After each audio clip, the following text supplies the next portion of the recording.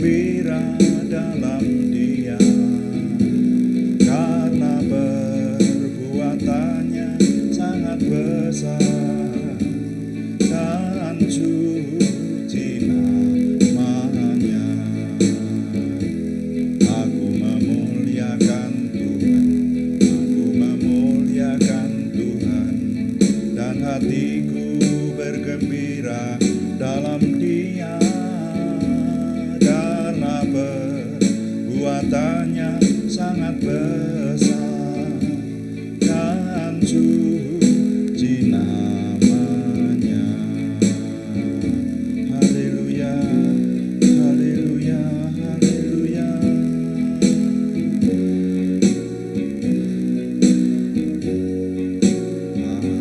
Aku memuliakan Tuhan, dan hatiku bergembira dalam Dia, karena perbuatannya sangat besar dan suci namanya. Aku memuliakan Tuhan, aku memuliakan Tuhan, dan hatiku bergembira dalam Dia, karena perbuatannya sangat besar dan suci namanya.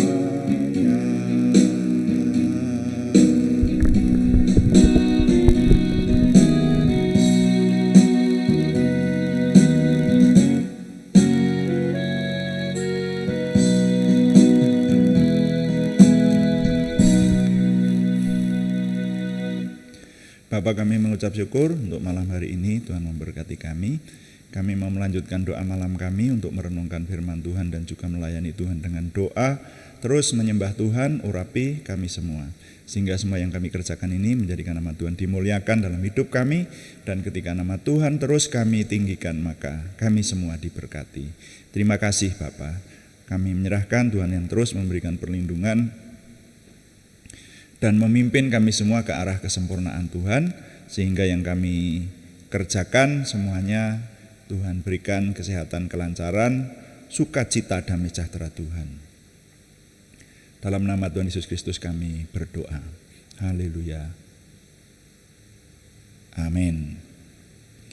Selamat malam Bapak Ibu Saudara sekalian yang sudah bersama kita di sini. Mari kita melanjutkan doa malam kita menyiapkan Injil Matius pasal 4.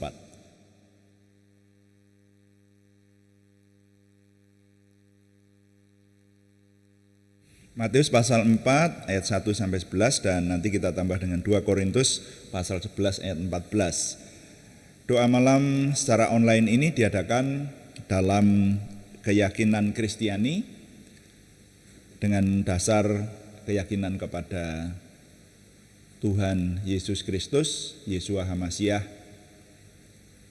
Juru Selamat dunia, Imam Besar Agung kami.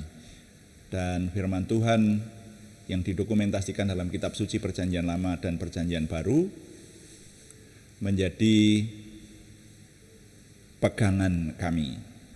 Saudara, kami masih ingin menjawab pertanyaan dari Ibu Sri Hadi Rahayu di Jakarta yang menanyakan mengenai bagaimana dengan orang percaya umat Kristiani yang menggunakan susuk gaib.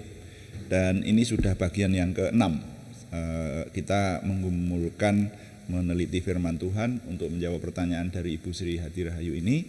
Ini sudah yang ke-6 kalinya ya saudara ya. Saya memberi judul Iblis menyamar malaikat terang. Jadi kemarin dulu ini sudah kita singgung, tapi hari ini saya ingin mengajak untuk melihat lebih dalam lagi. Iblis menyamar sebagai malaikat terang. Matius pasal yang keempat ayat 1 saya baca untuk kita sekalian. Maka Yesus dibawa oleh Roh ke padang gurun untuk dicobai iblis. Dan setelah berpuasa 40 hari dan 40 malam, akhirnya laparlah Yesus. Lalu datanglah si pencoba itu dan berkata kepadanya, "Jika engkau anak Allah, perintahkanlah supaya batu-batu ini menjadi roti." Tetapi Yesus menjawab, ada tertulis manusia hidup bukan dari roti saja, tetapi dari setiap firman yang keluar dari mulut Allah. Kemudian iblis membawanya ke kota suci dan menempatkan dia di bubungan bait Allah. Lalu berkata kepadanya, jika engkau anak Allah, jatuhkanlah dirimu ke bawah, sebab ada tertulis, mengenai engkau ia akan memerintahkan malaikat-malaikatnya dan mereka akan menatang engkau di atas tangannya, supaya kakimu jangan terantuk kepada batu. Yesus berkata kepadanya, ada pula tertulis, janganlah engkau mencobai Tuhan Allahmu. Dan iblis membawanya pula ke atas gunung yang sangat tinggi dan memperlihatkan kepadanya semua kerajaan dunia dengan kemegahannya. Dan berkata kepadanya, semua itu akan kuberikan kepadamu jika engkau sujud menyembah aku. Maka berkatalah Yesus kepadanya, enyahlah iblis, sebab ada tertulis, engkau harus menyembah Tuhan Allahmu dan hanya kepada Dia sajalah engkau berbakti. Lalu iblis meninggalkan dia dan lihatlah malaikat-malaikat datang melayani Tuhan Yesus. Sampai di situ pembacaan saya. Nah, saudara,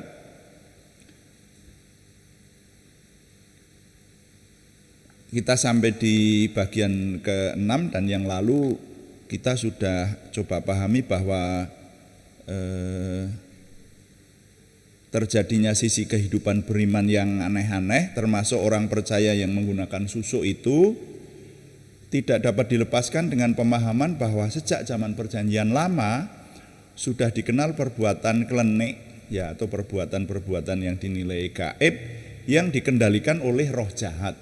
Nah, ini yang perlu diwaspadai. Dan sekarang kita mau tidak mau harus memahami bahwa iblis atau roh jahat itu ternyata dapat menyamar menjadi malaikat terang.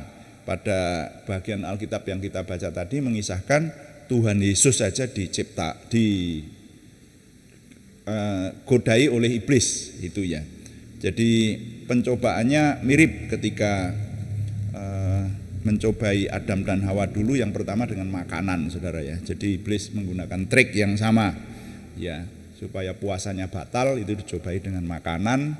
Dan bukan langsung berkata makanlah roti ini, tapi iblis itu sangat licik, mulai dari pelan-pelan, halus, tapi memerangkap, saudara. Tidak terasa bahwa itu nanti pada akhirnya akan membawa kepada kejahatan di hadapan Tuhan atau satu ketidaktaatan yang dilakukan di hadapan Tuhan. Nah, itulah pekerjaan iblis ya, yang dikisahkan di kisah ini, dan kita bisa meneliti mulai dari perjanjian lama semacam itu. Nah, jadi coba buatlah batu-batu itu menjadi roti. Jadi seperti itu. Jadi pencobaan itu dimulai dari sesuatu yang menyebabkan diingini benar oleh orang gitu ya. Orang itu kalau disuruh pamer keajaiban harusnya kan mau ya, cepet-cepetan malah itu ya. Sekarang ini banyak ya kita lihat di konten-konten begitu, orang-orang yang memamerkan kemampuannya begitu itu ya. Dalam beberapa segi tidak salah juga sih ya. Tapi kalau diwarnai dengan kesombongan itu kalau dari sisi iman Kristiani itu yang salah. Nah, saudara, ternyata di sini ketika kita membaca pada ayat yang ke-6 gitu, itu ternyata iblis itu bisa, saya pakai istilah, mengatasnamakan Tuhan, saudara. Coba baca ayat 6 itu tadi ya. Jika engkau anak Allah, jatuhkanlah dirimu ke bawah. Ya. Nah, perhatikan ini, sebab ada tertulis. Jadi artinya iblis berkata, sebab Tuhan berfirman, nah, gitu. Sebab beginilah firman Tuhan, mengenai engkau, ia akan memerintahkan malaikat-malaikatnya dan mereka akan menatang engkau di atas tangannya supaya kakimu jangan terantuk kepada batu. Jadi saudara-saudara, sampai di sini mari kita benar-benar hati-hati, benar-benar hati-hati. Ternyata kuasa kegelapan itu, roh jahat itu juga bisa menggunakan firman Tuhan, bisa mensitir dari Sabda yang Maha Kuasa. Nah ini, jadi di sini ini orang tidak merasa, orang beriman yang tidak benar-benar bergaul karib dengan Tuhan bisa terjebak. Banyak tuh sekarang yang terjebak seperti ini. Saya yang ketemu langsung ada beberapa kali orang beriman yang pada akhirnya minta tolong kepada kuasa kegelapan. Loh gitu. Dalam pengalaman pelayanan saya ketemu beberapa kali semacam itu, saudara ya. Jadi entah itu yang sungguhan, artinya perbuatan gaib yang memang berasal dari kuasa kegelapan, gaib sungguhan, atau yang tipu-tipu atau sulapan gitu. Karena ternyata perbuatan gaib itu ada yang tipuan-tipuan, tetapi orang yang ditipu tidak mengerti bahwa kelihatannya seperti gaib, tapi ternyata itu sebetulnya sulapan. Itu yang hari-hari ini sedang banyak dibahas lah. Nah ini ternyata sudah ada sejak perjanjian lama, ya. Iblis membuat situasi itu sepertinya bukan seperti kejahatan. Coba perhatikan kalau pada zamannya Raja Saul, pada zamannya Raja Ahab, saudara. Ahab punya permaisuri namanya Izebel, dan pada zamannya Raja Ahab ini raja di tengah-tengah umat pilihan Tuhan. Ya, Ahab itu raja di keturunannya Yakub. Tapi yang berkuasa di seluruh negeri waktu itu justru Baal, berhala, saudaranya. Itu karena pengaruh dari permaisuri Izebel. Jadi Baal itu punya nabi-nabi, punya nabi.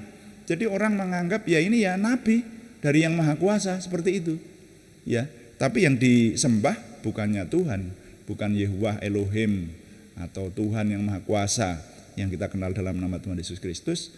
Tapi ya kalau di Perjanjian Baru kita mengenal dalam nama Tuhan Yesus Kristus, terutama kita yang bukan keturunan Abraham, saudara ya. Tapi yang disembah itu Baal, sudah jelas itu dewa kejijikan, ya, bukan Tuhan. Tapi mereka ini menyamar menjadi nabi-nabi, menjadi rohaniwan. Itu sejak perjanjian lama. Nah ternyata di perjanjian baru ditegaskan lagi, Tuhan Yesus saja diserang oleh iblis dan penyerangannya menggunakan firman Tuhan, mengutip firman Tuhan.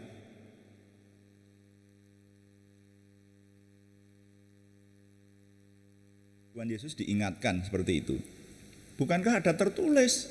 Bukankah difirmankan oleh Tuhan? Ada janji Tuhan, kalau engkau menjatuhkan dirimu, maka Tuhan akan menyuruh malaikat-malaikatnya untuk menatang engkau supaya kakimu jangan sampai terantuk kepada batu. Nah itu. Nah puji Tuhan, Tuhan melawan iblis itu menggunakan firman-Nya. Jadi ketiga jenis pencobaan di situ, nah ini merupakan khotbah tersendiri kalau itulah ya, saudara nanti teliti. Yang pertama itu faktor makanan, yaitu batu diubah jadi roti. Yang kedua itu faktor keimanan. Jadi mencobai Tuhan itu kan, Tuhan itu benar-benar ada atau enggak gitu, mencoba meloncat dari hubungan bait suci yang merupakan tingkat 2 atau 3 gitu waktu itu. Lalu yang berikut soal penyembahan.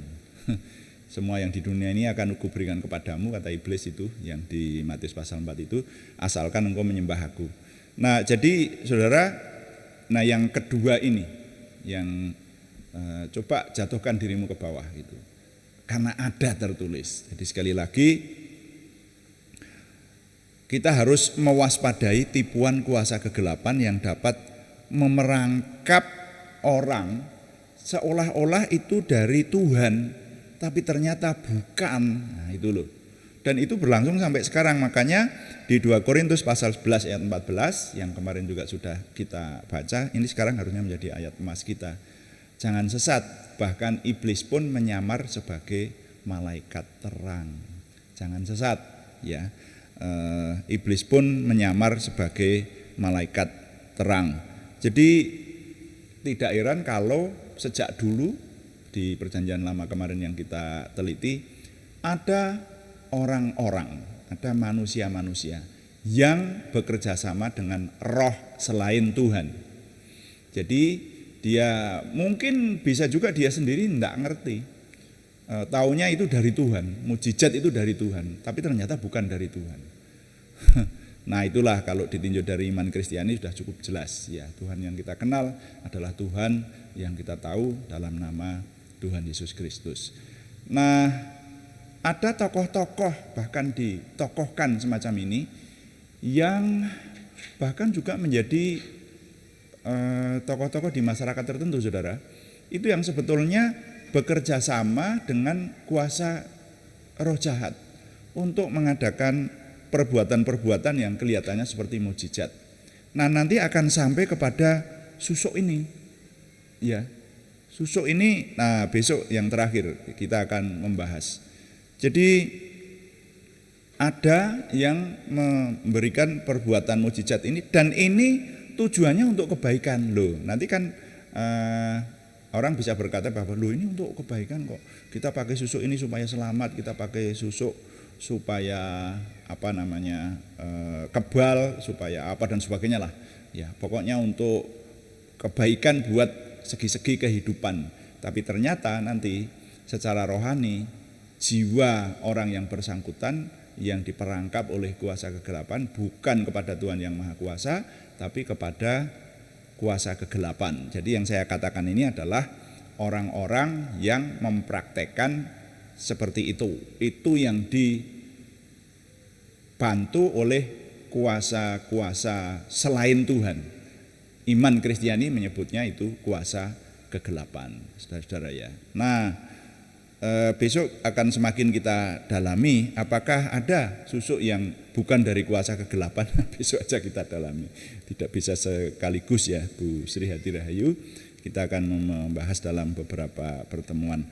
Nah tetapi yang sampai saat ini kita peroleh dari perenungan tentang peristiwa ketika Tuhan Yesus dicobai iblis ini, bahwa kita dimantapkan dengan bagian firman Tuhan di kitab 2 Korintus ini juga, yaitu tidak semua yang menyebut-nyebut Tuhan itu berasal dari yang Maha Kuasa.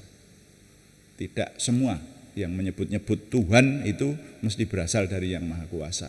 Karena Tuhan itu, nah besok juga kita lebih berdalam, Tuhan yang mana.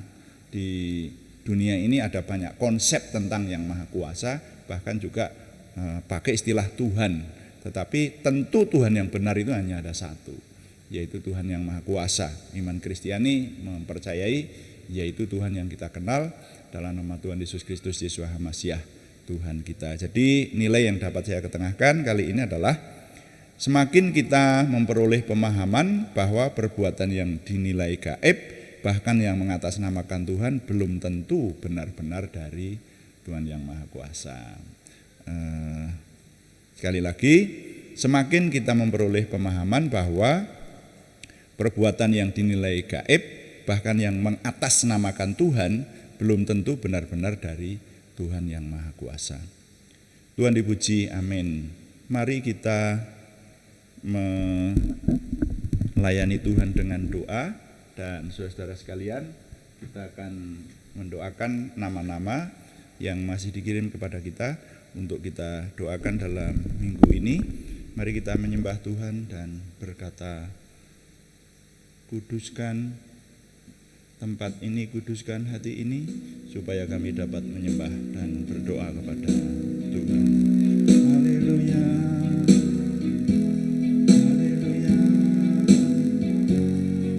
Kasih Tuhan, kuduskan tempat ini untuk kami berdoa. Kuduskan hati ini untuk kami menyembah. Biar segala perkara ku serahkan padamu, Yesus, dan Roh Kudus bekerja membimbing kami semua.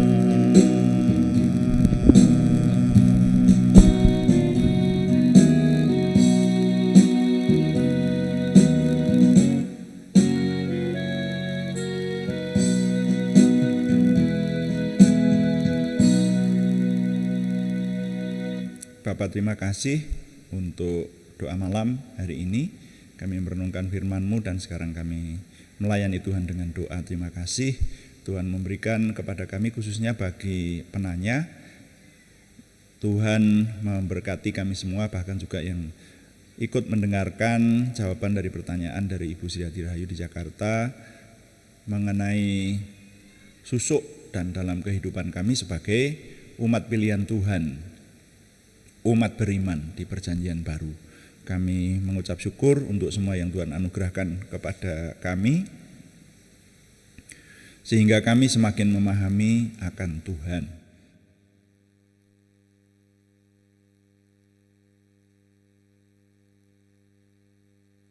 Kami semakin memahami akan pengenalan kepada Tuhan. Dan sekarang kami menyerahkan supaya hidup kami Tuhan tuntun kepada kesempurnaan Tuhan sendiri. Jangan sampai kami tersesat, tetapi bawa kami ke dalam kekudusan dan kebenaran-Mu. Terima kasih Tuhan. Sekarang kami berdoa untuk saudara kami yang dalam minggu ini masih sangat membutuhkan dukungan doa kami, yaitu mereka yang membutuhkan, kami yang membutuhkan kesembuhan dari Tuhan dan kesempurnaan kesembuhan yang Tuhan anugerahkan kepada kami. Terima kasih. Kami mengucap syukur Tuhan menolong dan Tuhan menjawab doa kami bahwa Ananda Cucunda Raja Setyo Gelen Pradipto sudah pulang dari rumah sakit dan sudah sehat. Terima kasih. Dan juga sekarang kami berseru dalam nama Tuhan Yesus Kristus, Yeshua HaMasyiah, Tuhan kami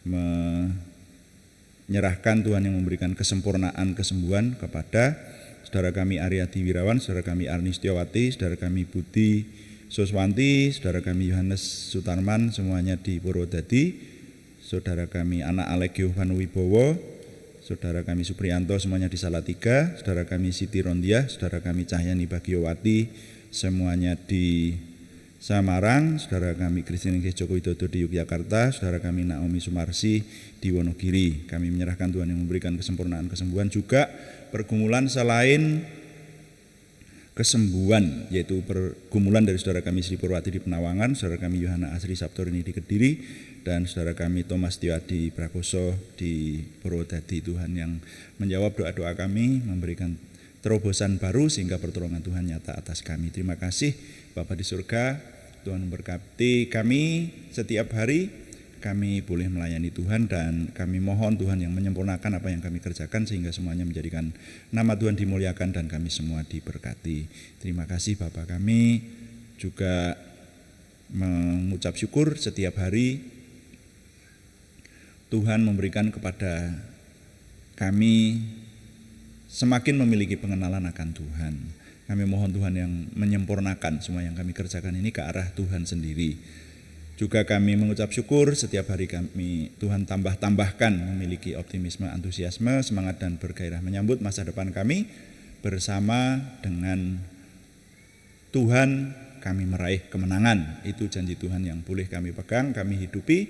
Beri kami kemampuan oleh pimpinan Roh Kudus yang dominan kepada kami semakin menghidupi firman Tuhan. Terima kasih. Kami mohon Tuhan yang menyempurnakan doa kami oleh pertolongan dan pimpinan Roh Kudus. Semuanya kami persembahkan dengan mantap percaya dalam nama Tuhan Yesus Kristus Juru Selamat kami. Haleluya. Amin. Demikian doa malam hari ini, saudara-saudara sekalian, dan saya sekali lagi mengingatkan bahwa doa malam dilakukan setiap hari Senin sampai dengan Sabtu, yaitu yang doa malam pada jam 6 atau jam 18 malam, sedangkan yang doa pagi pada jam 5 pagi. Ya, temanya agak berbeda. Yang pagi mengurutkan isi kitab suci, ya. Tapi kalau yang sore menjawab pertanyaan, silahkan saudara. Sudah ada yang menyampaikan pertanyaan, tapi saya tetap mengharapkan ya, yang lain silahkan saudara walaupun masih inden ya istilahnya, silahkan saya nanti ya. Kalau ada pertanyaan mengenai hal-hal rohani yang kami bisa menjawab, kita akan bawa dalam tema-tema di renungan malam kita. Ya, tetap kami mengharapkan dukungan Anda, baik dukungan doa. Yang belum memberikan subscribe, terima kasih, berkenan memberikan subscribe, like, komen, dan share, bagikan kepada teman-teman sehingga lebih banyak lagi yang diberkati bersama dengan kita. Selamat malam, Tuhan memberkati. Amin.